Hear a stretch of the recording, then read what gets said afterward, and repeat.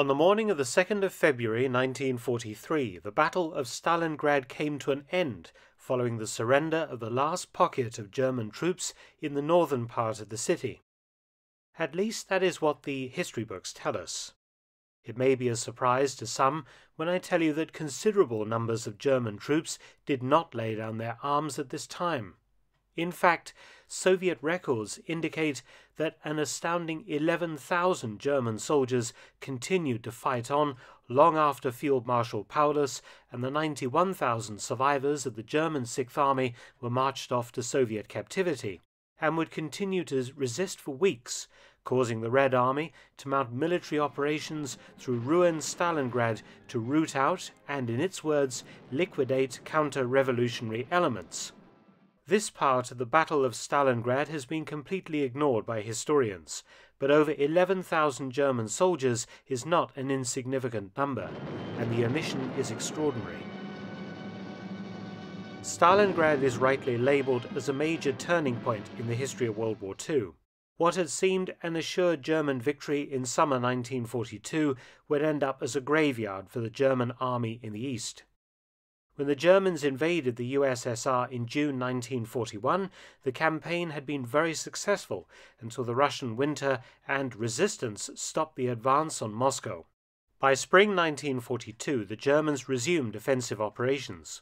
But instead of trying again to capture Moscow, Hitler ordered a shift in focus to the south and a two-pronged assault through the steppes of southern Russia. Army Group A struck south towards the Caucasus and the Soviet oil fields, whose product was vital to the German war plans, while Army Group B, which included the Sixth Army, moved towards the Volga River and the industrial city of Stalingrad. By summer of 1942, new posters were appearing in the streets of Moscow. Posters that greeted and welcomed their allies whose help was already arriving in Russian ports. Allies whose friendliness had sent drugs and food and warm clothing to help sustain them in their darkest hour. But in spite of all this, the staff of the Red Army knew that they still faced the most powerful enemy in history, and that enemy would attack again. But when this attack came, the whole German strength was to be concentrated on one objective: the Caucasus and oil. The Caucasus Mountains represent one of the toughest military obstacles in the world. Towering peaks rising to heights of as much as 18,000 feet, with only one practical highway traversing them. And Baku, the biggest oil field, is on the other side. To reach Baku, the only feasible military route was along the coast to the Caspian Sea. But the map shows what a dangerously extended supply line this would entail. To make the operation a success for the Germans, the first necessity was control of the northern hub of the rail lines of the area, and a new base of operations. That hub was a Volga River port we have come to know well, Stalingrad, named for Russia's present leader. The pride of this generation of Russians, for it was their city, built in their time. With the capture of Stalingrad, the Nazis would have a base from which to launch a flanking attack on Moscow. With one master stroke, the Russian armies to the south would be cut off from help. And in the north, Russian factories, Russian farms, and Russian armies would be practically cut off from Caucasus oil, and also from American and British supplies, which were shipped to Russia through Iran and Iraq. German control of the entrance to the Volga and its two main ports, Astrakhan and Stalingrad, would be a crippling blow for Russia, for the Volga is the vital artery through which flowed the lifeblood of supplies. The Germans' first mistake was to have the Luftwaffe pound the city to ruins, proving a difficult landscape for German motorized forces to penetrate and a defender's dream. German spearheads reached the city on the 23rd of August 1942, meeting disorganized, though fanatical resistance from the small garrison. The Soviets began to rush into Stalingrad as many units as they could, after realizing its importance to Hitler's plans. By early September, the Germans had partially encircled Stalingrad, and the Soviets could only supply and reinforce their units fighting inside the city across the Volga River under constant artillery and air attack. Street fighting was intense, with casualties high on both sides, and the battle seesawed across the ruins. For example, on one day alone the railway station changed hands 14 times in just 6 hours of combat.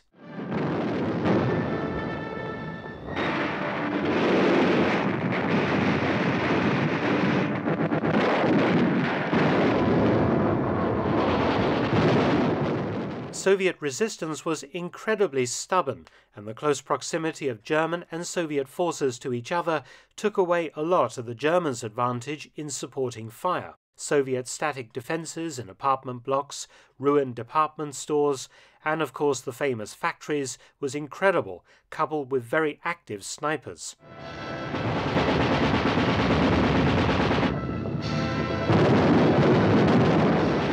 Stalingrad became a mincing machine as both sides fed more and more units into the battle without either achieving complete victory. However, after 3 months of this appalling struggle, the Germans had managed to capture 90% of Stalingrad and reach the Volga River in the city. The fighting had cost the Sixth Army over 60,000 men, including 15,000 killed and missing. However, the Soviets realized that German manpower shortages had offered them an opportunity. To guard the flanks of Army Group B, the Germans employed Italian, Hungarian and Romanian forces to bolster the German defences.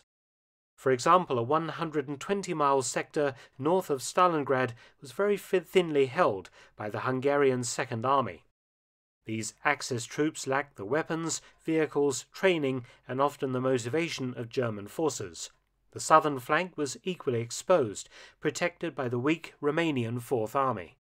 On the 19th of November 1942, the Soviets struck, launching Operation Uranus, a huge pincer attack north and south of Stalingrad, which cut through the weaker Hungarian and Romanian armies and their overstretched German support, and by the 23rd of November had encircled 265,000 German, Romanian, Italian and Croat troops, including the entire Sixth Army. The Soviets began to compress the Stalingrad pocket, while the Germans launched a desperate relief operation to fight through to Stalingrad. Огонь!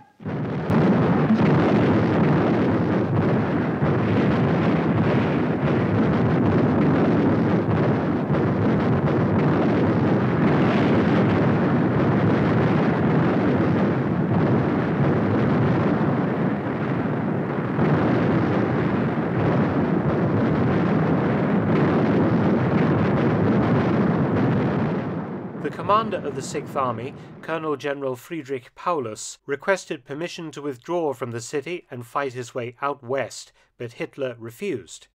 Instead, the Germans attempted to keep the Sixth Army supplied by air until relieved.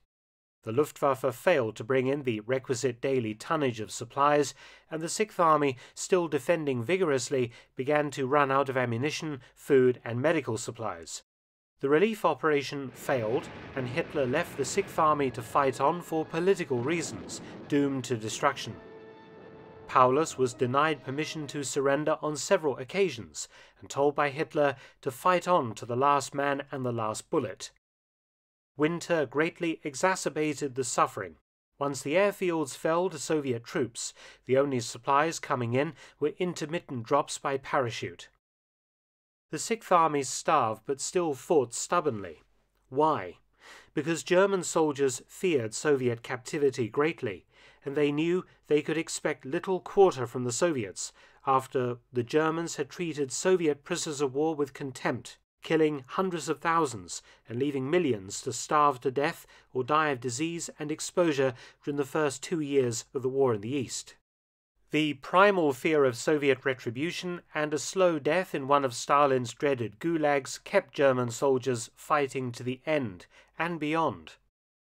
On the 22nd of January 1943, the Soviets made another request to Paulus to surrender. Paulus reported to Hitler that command was nearly impossible and his men were without food and ammunition. Hitler again refused to countenance surrender. The 24th of January, Paulus radioed 18,000 wounded without the slightest aid of bandages and medicines. On the 26th of January, the German defense was split by Soviet attacks into a northern and southern pocket. The northern pocket lost telephone communications with Paulus, who was in a bunker in the city centre. By now, German sick and wounded was around 40,000 men. For the Nazis, Stalingrad had become a symbolic struggle and a warning that every German should do his utmost to support the war effort.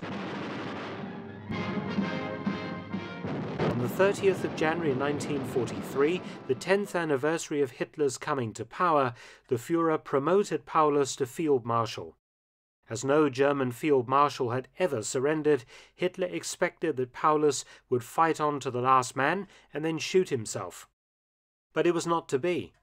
On the 31st of January, the Germans' southern pocket collapsed, and Paulus and his staff were captured in their headquarters in the basement of the GUM department store. Paulus claimed he had not surrendered, but that he had been taken by surprise, and so he refused to order the other German forces to surrender. The northern pocket continued to hold out. General Karl Strecker commanded the 6th Army's 11th Corps, which formed the northern pocket in Stalingrad. Strecker's corps was by late January 1943 largely isolated from the rest of the 6th Army. He was determined to hold out as long as possible and forbade any of his staff from committing suicide. He issued an order that any soldier seen breaking away from his unit or moving towards the Soviets was to be shot on sight. On the 1st of February 1943, after confirmation arrived that Paulus and all other combat commands had surrendered, Strecker gathered his staff and told them that the military situation was hopeless and that all the troops under his command had the freedom to act as their conscience saw fit. The 2nd of February, after further Soviet attacks, Strecker surrendered the 11th Corps. Paulus and 22 generals were separated from the other prisoners and held under tolerable conditions as VIPs. Due to the fact that most German prisoners were captured in a starving and often sick condition, Soviet treatment condemned most of them to death. They were forced marched through the winter conditions to labor camps where they died of malnutrition, wounds received in battle, diseases like typhus, the cold, and overwork. Out of 91,000 who were captured, only about 5,000 ever saw Germany again. It was this justified fear of Soviet captivity that kept over 11,000 German soldiers in the ruins of Stalingrad after General Strecker's surrender on the 2nd of February 1943. In small units or groups, or as individuals, huge numbers of German troops went to ground in the ruins, living in basements or the sewers, hiding by day, scavenging what supplies they could find at night, armed and dangerous fugitives with no command to report to anymore and no hope of rescue. But subsisting in the snow-laden wreck of a city was preferable for many to the labor camps, and these desperate men remained dangerous opponents. Soviet units under NKVD direction were ordered to root these last German soldiers out and either kill or capture them. It was a process that lasted well into March 1943. The 10th NKVD division had been present in the Stalingrad area since the previous summer, capturing Soviet deserters and suppressing banditry and criminality in the rear areas. The NKVD was assisted until the 1st of March by the veteran 252nd Rifle Division. Records are incomplete, but the NKVD reported that 2,418 Germans were liquidated by security forces after the surrender. For the first week after the final German surrender on the 2nd of February, Soviet troops searched the city for Germans, engaging in running gun battles with isolated pockets, and smoked them out of the sewer system. For example, on the 5th of February, Don Front headquarters reported that its 38th Motorized Rifle Brigade had located what it called 18 SS soldiers in a basement position. After they refused to surrender, they were all killed during an exchange of fire. As no significant SS units were engaged in the Battle of Stalingrad, these were German army troops. Constant mopping-up operations resulted in many more prisoners being taken, aside from the 2,418 Germans killed after the final surrender. And some of these still fighting Germans did attempt to make it to German lines. In March 1943, a directive was sent to the district department of the NKVD at the Stalingrad region. It reported cases of German officers and soldiers hiding out and trying to cross the Soviet lines and reach German-held territory. Quote, "On the way, they are engaged in robberies and murders," unquote, read the report. Quote, "Some of the Germans penetrate the villages, where they acquire civilian or military clothing from the population and change clothes so that it is more convenient to hide," unquote. The Stalingrad region was ordered to be combed to find such men. There were even a few instances, as reported by the NKVD, of Germans having escaped from nearby POW camps. The NKVD reported that up to March 1943, 8,646 Germans had been captured. More work needs to be done in the Russian archives to fully tell the story of the Stalingrad holdouts, but what I have outlined here certainly gives an idea of the desperate plight of the remnants of the trapped Sixth Army. Over 11,000 stories that were never told of the forgotten conclusion to the Battle of Stalingrad. Thanks for watching. Please subscribe and also share. Also visit my new audiobook channel, War Stories with Mark Felton, and you can also help support both of my channels at PayPal and Patreon. Details in the description box below.